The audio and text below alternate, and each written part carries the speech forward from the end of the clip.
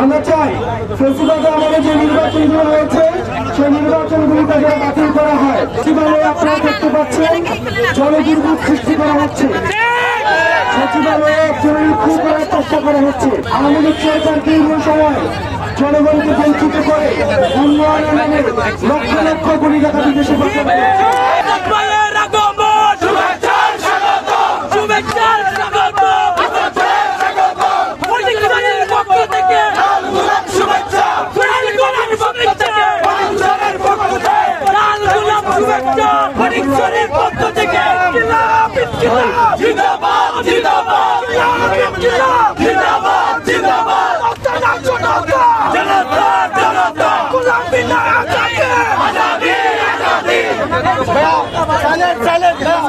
সারাদিন প্রচন্ড রোদ ছিল, এখন বৃষ্টি হচ্ছে।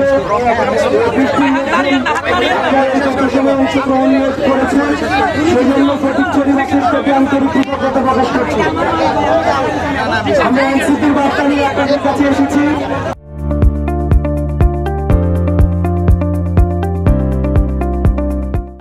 আপনারা জানেন পরবর্তী সময়ে আমাদের যে রাজনৈতিক দলটি আমাদের গঠিত রয়েছে সেটি হচ্ছে জাতীয় নাগরিক পার্টি এনসিপি। এনসিপির পক্ষ থেকে আমরা আপনাদেরকে আমাদের এনসিপির সদস্য হয়ে আমরা আহ্বান জানাতে আপনাদেরকে এসেছি। আমরা এই বিগত স্বাধীনতার সময়ে আমরা দেখেছি জাতীয় আমাদের যারা নাগরিক রয়েছে তাদের আশা আকাঙ্ক্ষা বাস্তবায়ন হয়নি।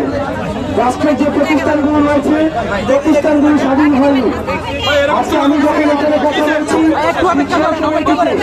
সচিবালয়ে আপনারা দেখতে পাচ্ছেন জনদুর্ভোগ সৃষ্টি করা হচ্ছে, সচিবালয়ে জরুরি coup করার চেষ্টা করা হচ্ছে। আমরা চাই এই যে রাষ্ট্রীয় প্রতিষ্ঠানগুলো রয়েছে তারা জনগণের হোক।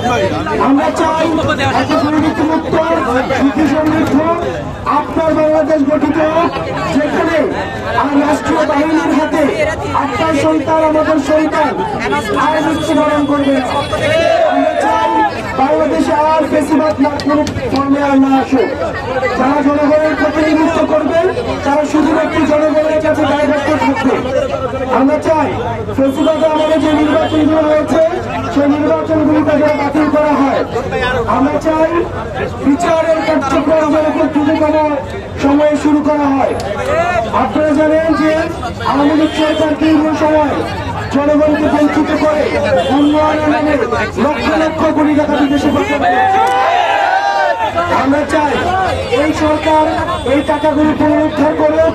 একই সাথে সাথে আওয়ামী লীগের যে অর্থনৈতিক ব্যবস্থা রয়েছে সেই অর্থনৈতিক ব্যবস্থাকে আওয়ামী লীগ দ্রুততম সময়ের মধ্যে আইনের মধ্যে নিয়ে এসে এই আর্থিক যেই বিষয়গুলি রয়েছে সেগুলো জনগণের কাছে উন্মুক্ত করে দিন। প্রিয় ফটিকছড়িবাসী, আমরা চাই না যানজট সৃষ্টি হয়ে এখানে জনদুর্ভোগ সৃষ্টি হোক। আপনাদের সাথে আপনারা কষ্ট করে এখানে এসেছেন, আপনাদের সাথে আবার দেখা হবে এবং এনসিপির সাথে আপনাদের এই যাত্রা অব্যাহত থাকুক। আমরা বিশ্বাস করি সবসময় এনসিপি বাংলাদেশের সাথে বাংলাদেশের বিপক্ষে যে ষড়যন্ত্র হচ্ছে সেগুলির বিপক্ষে অব্যাহত ভাবে কাজ করে যাবে। আপনারা ভালো থাকবেন, সুস্থ থাকবেন। আসসালামু আলাইকুম ওয়া রাহমাতুল্লাহ।